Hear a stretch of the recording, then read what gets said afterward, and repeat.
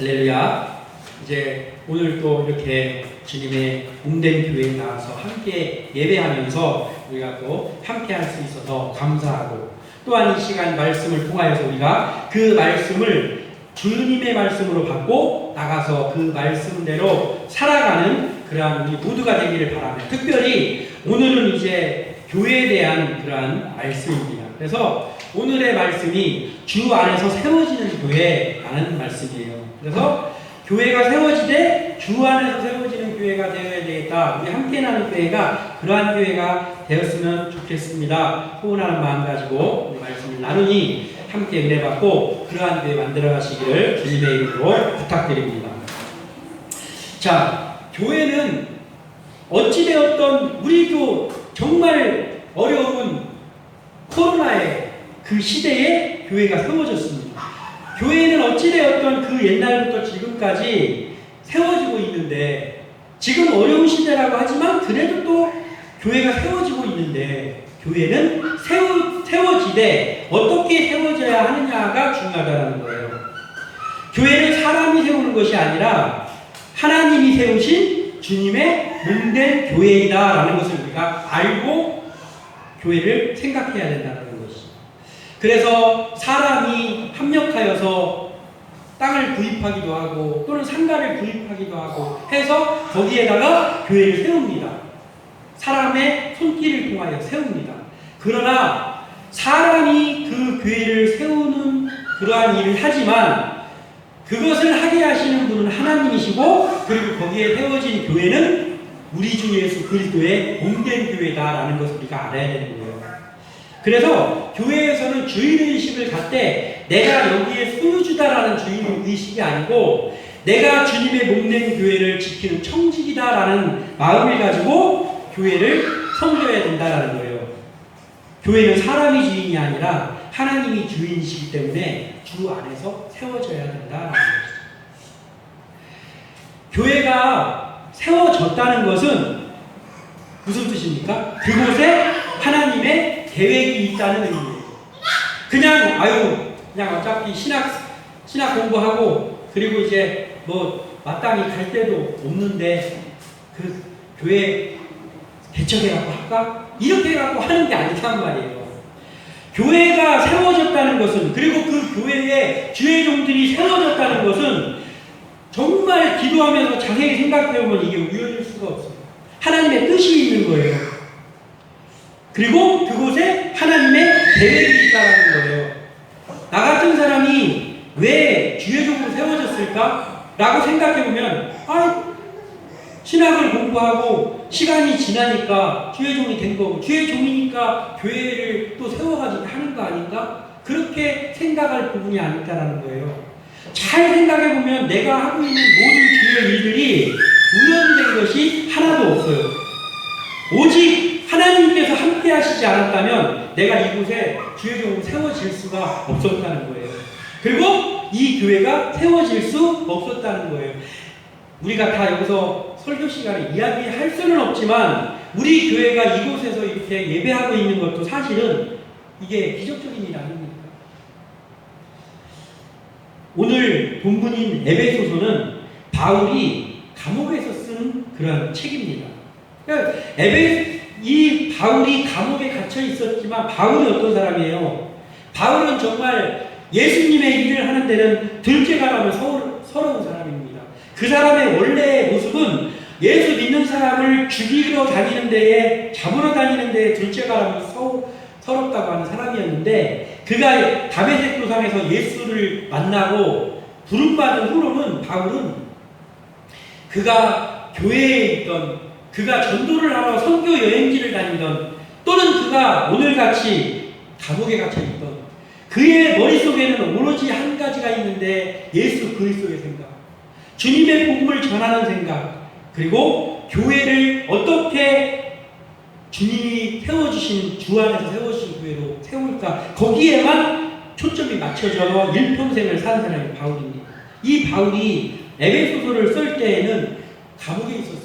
그 감옥에 있으면서의 에베소 교회와 또 그 당시에 있었던 아시아의 여러 교회가 있었는데 그 교회들을 향하여서 바울이 이 책을 쓴 거예요. 그럼 이 책을 에베소를 왜 썼느냐?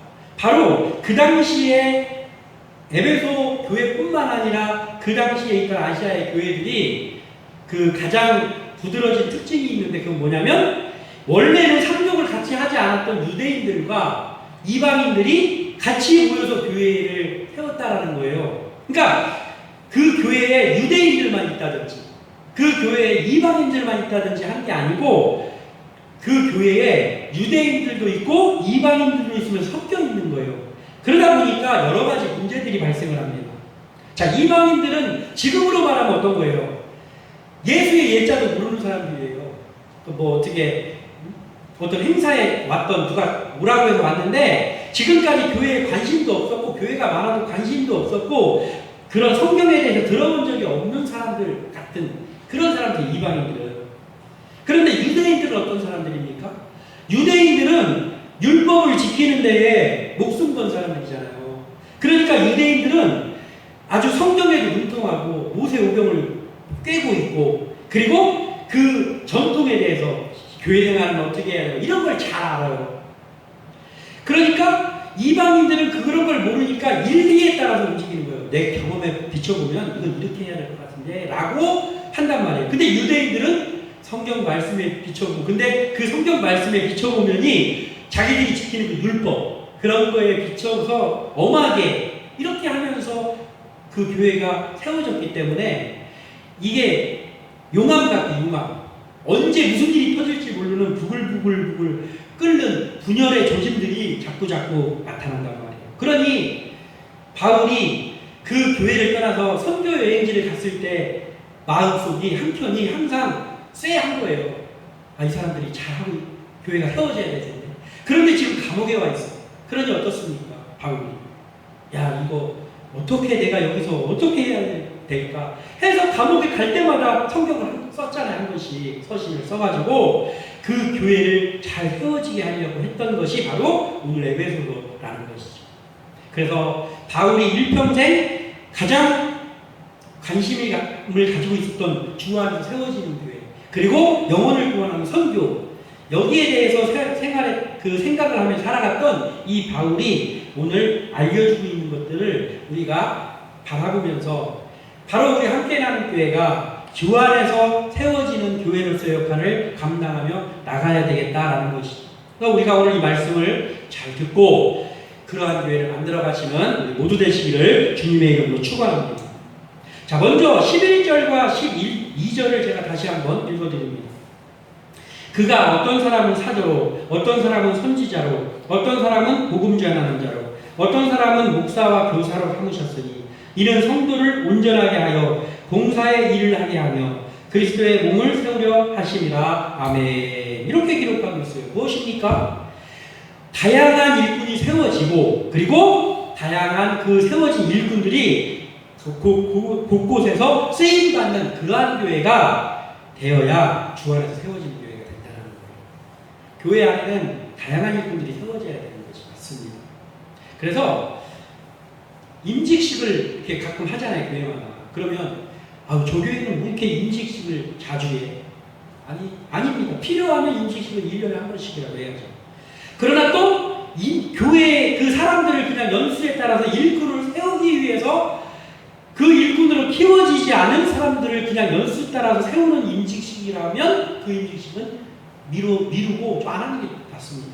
그러나 어찌되었든 중요한 것은 이 사람이 이제는 이 일을 감당할 수 있는 사람이구나라는 그런 사람들이 키워졌다라고 하면 임직식을 하고 다양한 일꾼들이 세워지기도 해야 되는 거예요. 교회에서는 일꾼들이 계속해서 세워져야 됩니다.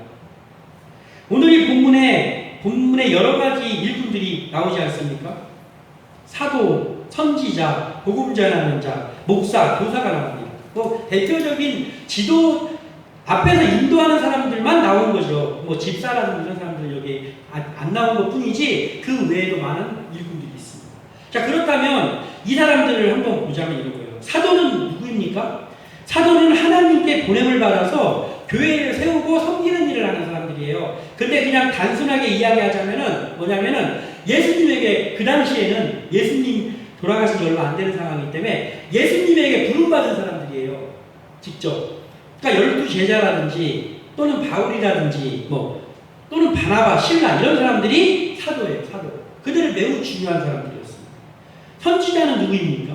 선지자는 이제 주로 구약시대에 활동했어요. 하나님께 어떤 명령을 받아서 사람들에게 전하는 일을 주로 했던 사람들이 선지자인데, 그 선지자가 예언을 했다든지 그런 것들이 이루어지고, 그 이루어지는 걸 보면서 하나님이 살아계시다는 걸 느끼고, 이런 것들을 했던 사람이 선지자인데, 이 선지자는 사실상 여기 기록하고는 있지만 신약시대 그 마태복음에 보면 그 얘기가 나오잖아요.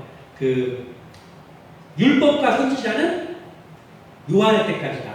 그러니까 세례 요한이 마지막 선지자예요. 그래서 선지자는 사실상 구약시대에는 활동을 했는데 신약시대에는 사라진 그런 부류들이라고 볼 수 있습니다. 그렇지만 어쨌든 이 사람들이 중요한 일을 감당해서 그 사람들이 그 일을 했기 때문에 지금 신약시대에 이르러서 교회가 세워진 거예요.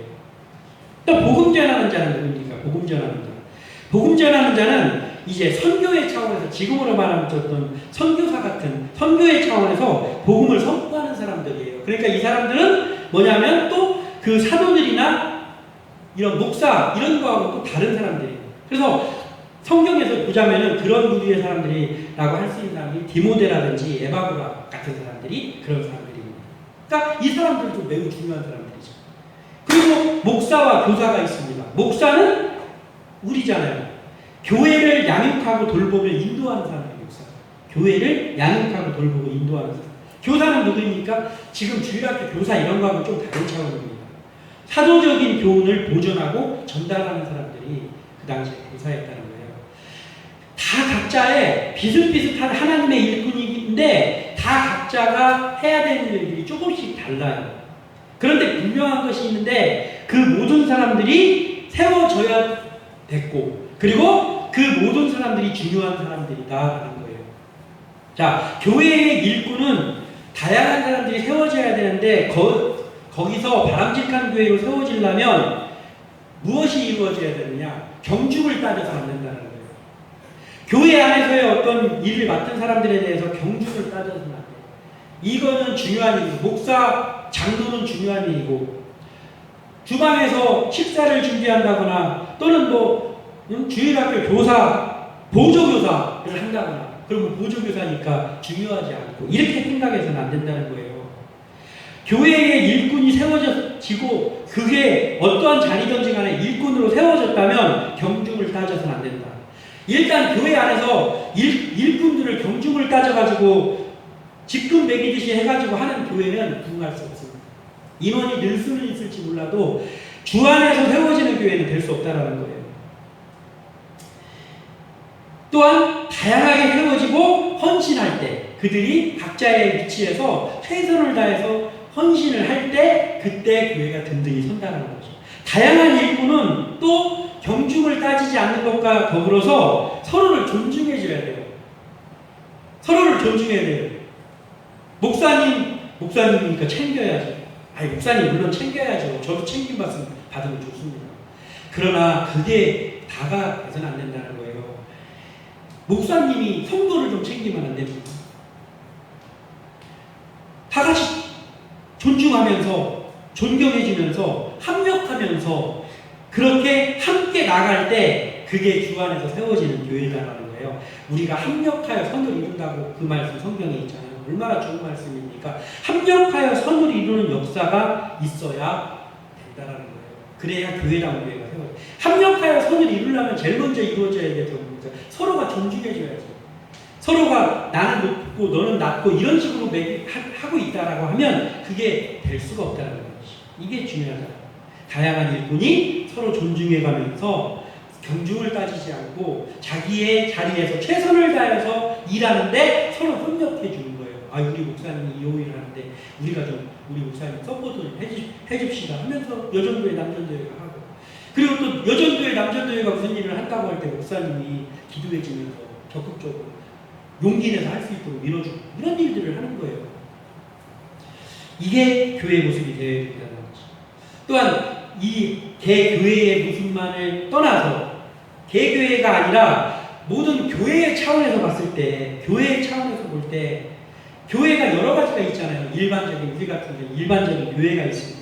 또 누가 있어요? 선교사들이 있잖아요. 외국에 나가서 선교하는 사람들.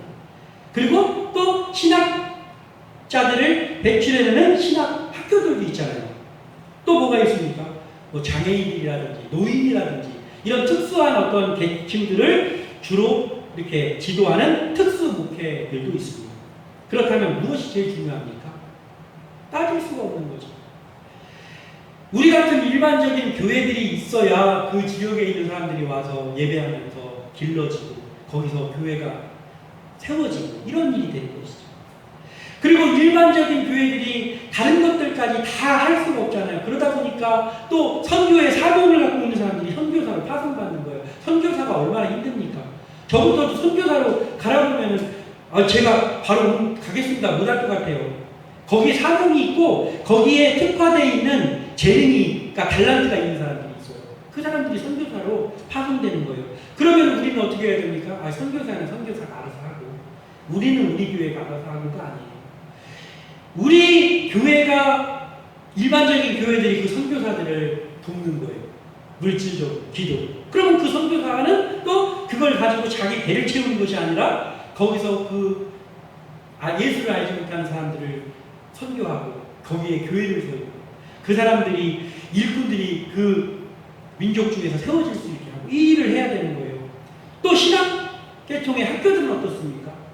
그 신학 학교가 없으면 중구난방으로 그냥 일꾼들이 세워지면 안 되잖아요. 그러니까 신학을 잘 체계화해서 가르치고 그 교수님들을 통해서 거기서 또 다른 목회자들이 거기서 생기고 그러면서 또 교회가 세워지고 그거 얼마나 중요한 일이에요. 또 그러한 일을 할 때에 또 신경 쓰지 못하는 부분이 있잖아요. 특수한 그 계층들이 있잖아요. 장애인들이라든지 노인이라든지 뭐 이런 사람들 또는 그 기독교 계통의 어린이집이라든지 이런 것들을 통해서 또 그들은 그곳에서 주님의 일을 하는 거예요. 그런데 각자 다른 곳이지만 중요한 건 뭡니까?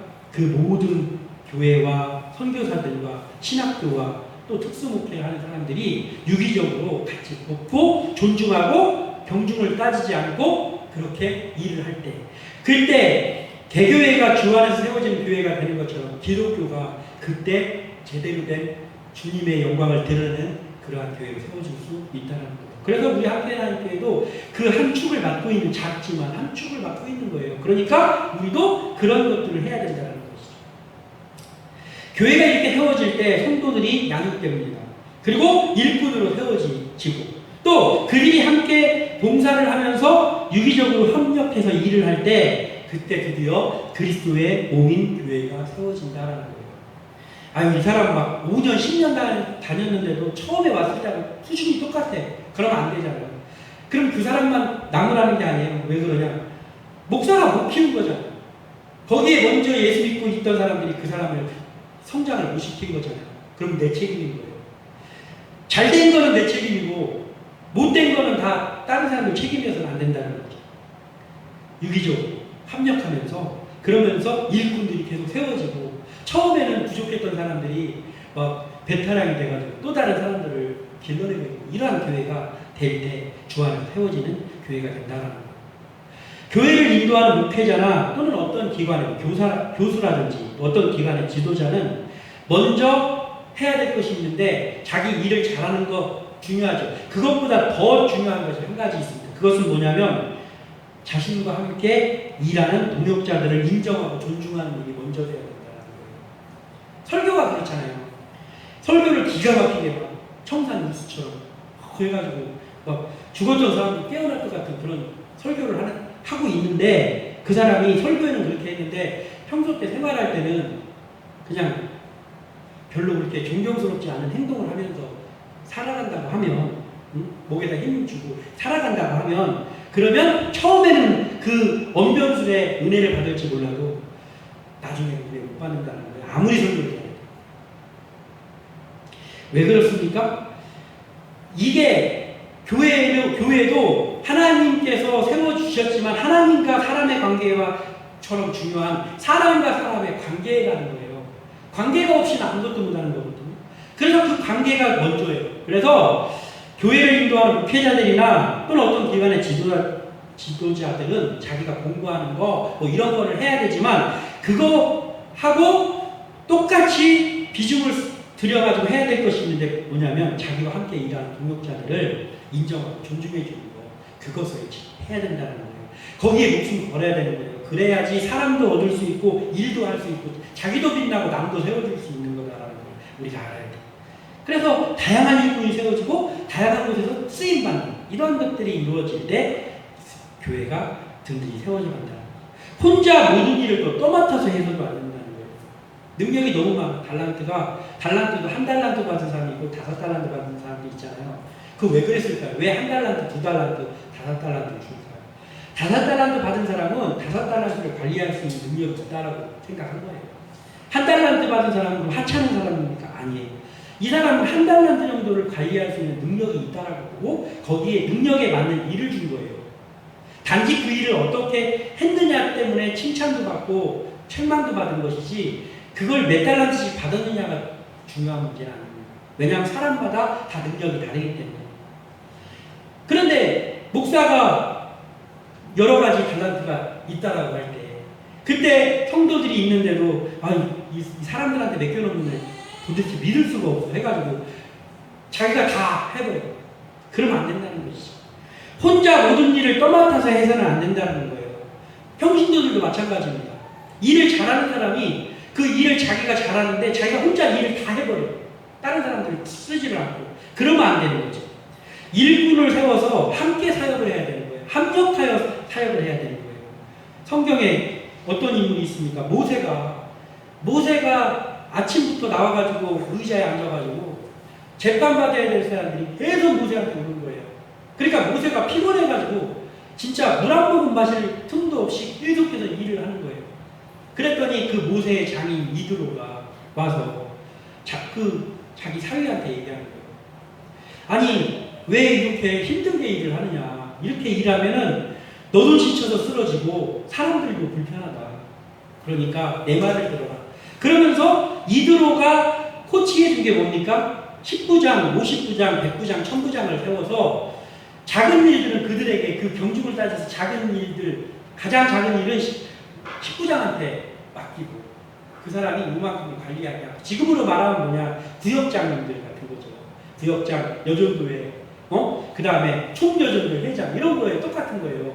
그렇게 세워가지고 거기 안에서 이렇게 일을 처리하고 정말 중요한 일, 그들이 할 수 없는 그 정말 중요한 일만 너한테 뭐라고 해라.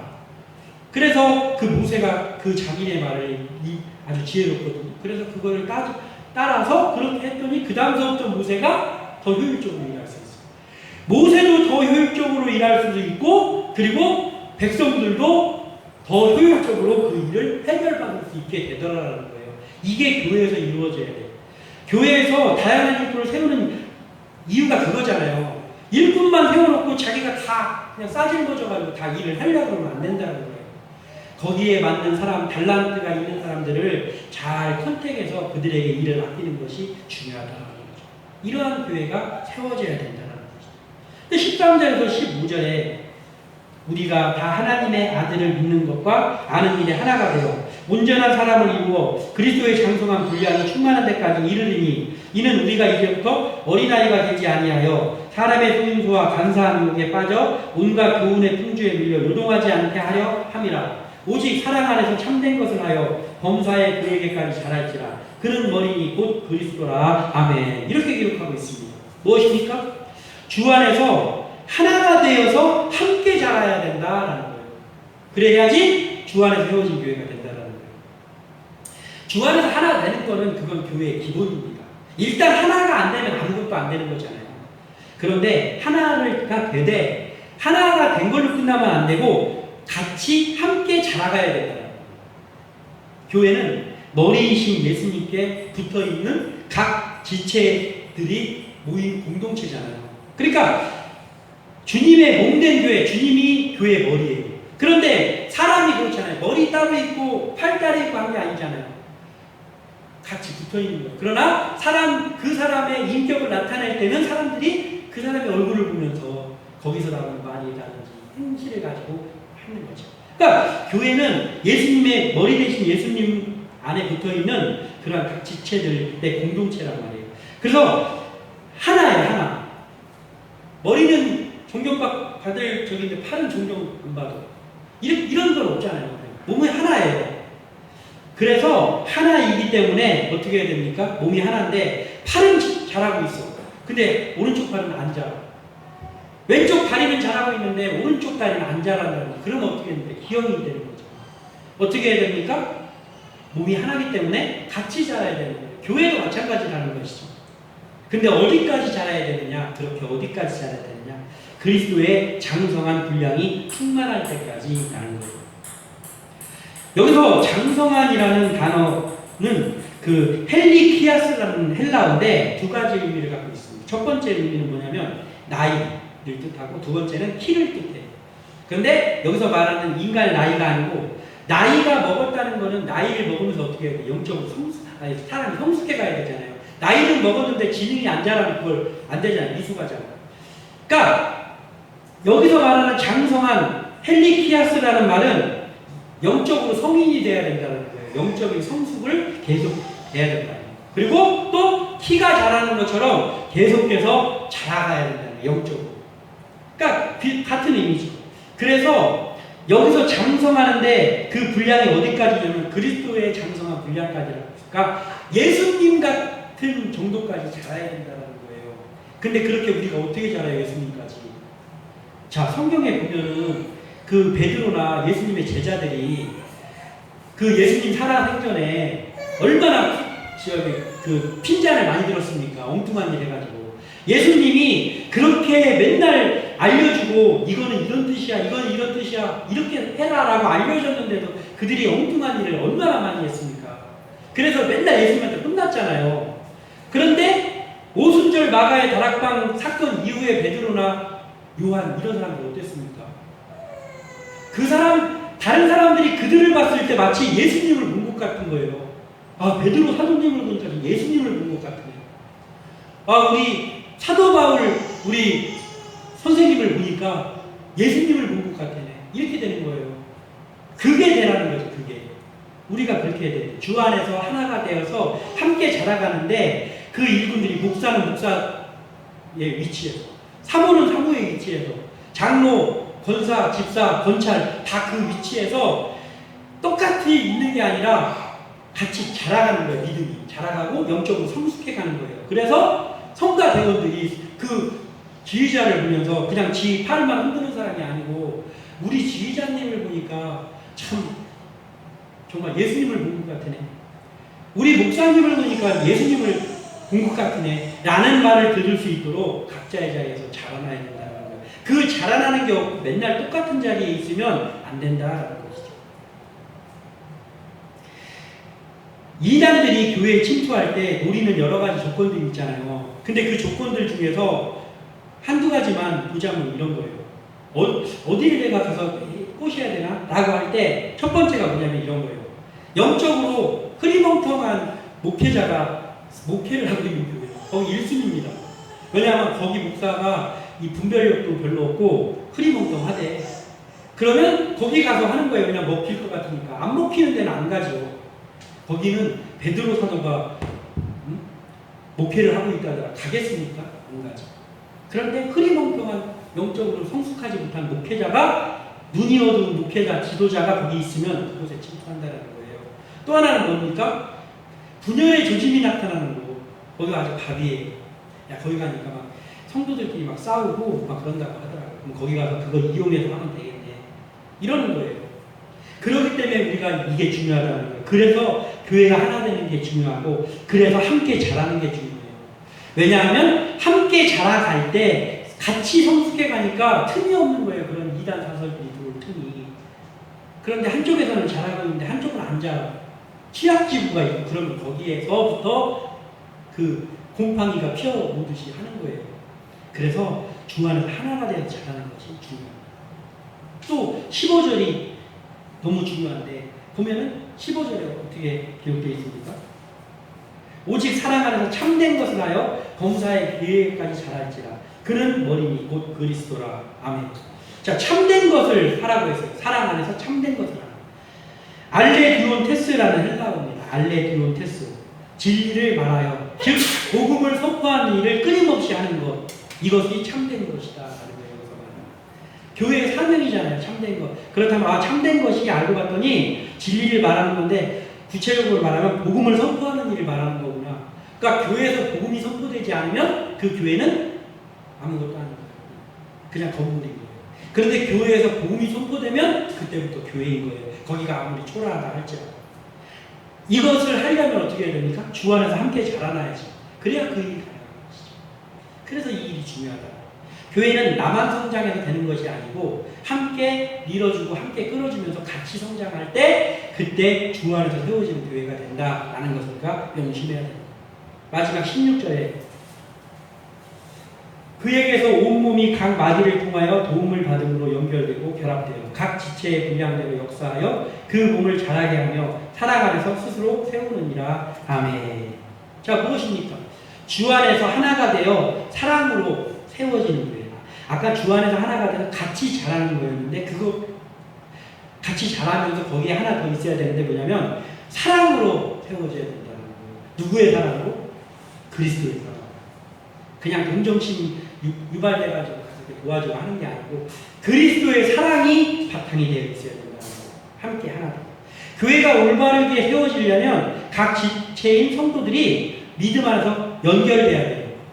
자, 이 믿음 안에서 연결되는 작업이 교회에서 이루어지는데 만약에 그냥 혼자 신앙생활을 해도 된다라고 했다면 교회가 세워졌겠습니까? 세울 필요가 없어요. 왜냐하면 옛날 아브라함처럼 옛날 이삭 이런 사람들처럼 혼자 단 쌓고 하면 돼. 하나님 앞에. 그것도 하나님께서 기뻐하셨잖아요. 옛날에.